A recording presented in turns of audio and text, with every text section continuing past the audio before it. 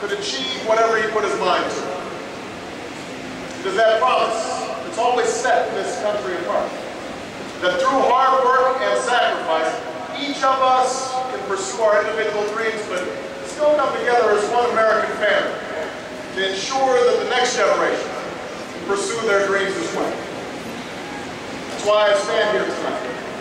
Because for 232 years, and each moment when that promise was in jeopardy, ordinary men and women, students and soldiers, farmers and teachers, nurses and janitors, found the courage to keep it alive.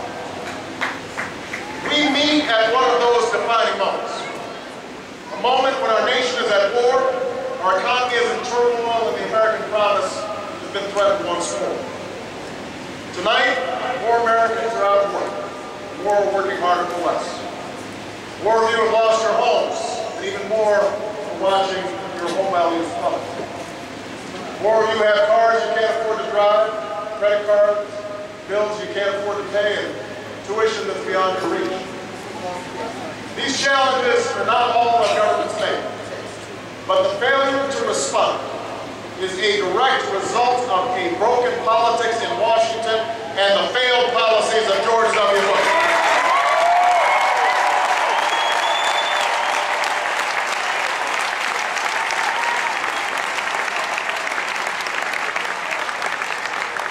America, we are better than these last 8 years.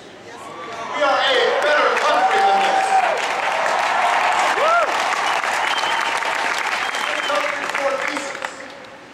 One where a woman in Ohio on the brink of retirement finds herself one illness away from disaster after a lifetime of hard work. We're a better country than one where a man in Indiana has to pack up the equipment that he's worked on for 20 years and watches it shipped off to China, and then chokes up as he explains how he felt like a failure when he went home to tell his family the news. We are more compassionate than a government that lets veterans sleep on our streets and families slide into poverty.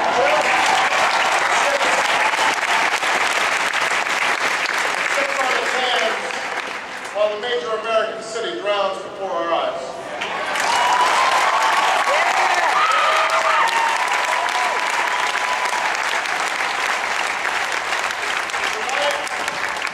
Tonight I say to the people of America, to Democrats and Republicans and independents across this great land, enough!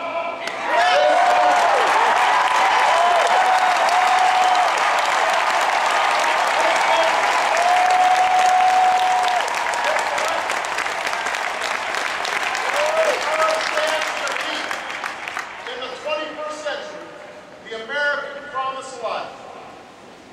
Because next week in Minnesota, the same party that brought you 2 terms of George Bush and Dick Cheney will ask this country for a 3rd.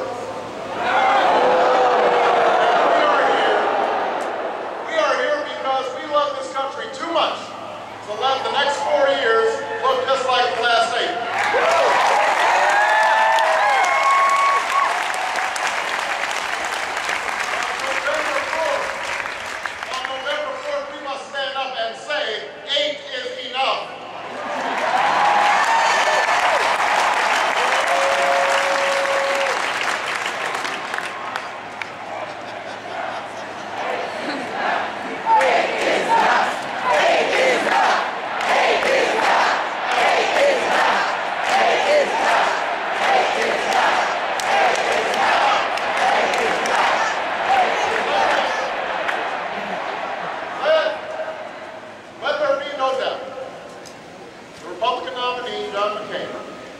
Has worn the uniform of our country with bravery and distinction. And for that, we owe him our gratitude.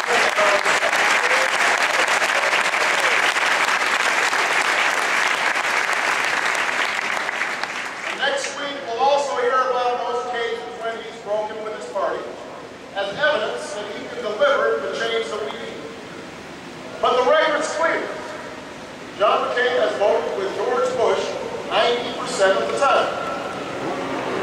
Senator McCain likes to talk about judgment, but really, what does it say about your judgment when you think George Bush has been right more than 90% of the time?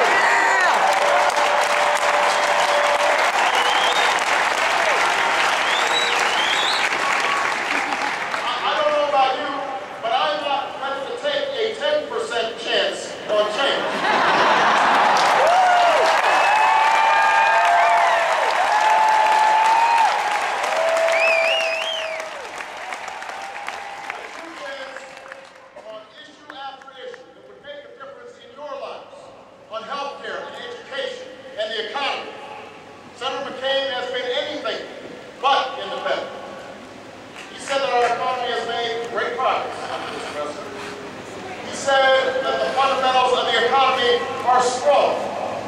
And when one of his chief advisors, the man who wrote his economic plan, was talking about the anxieties that Americans are feeling, he said that we were just suffering from a mental recession. And that we've become, and I quote, a nation of whiners.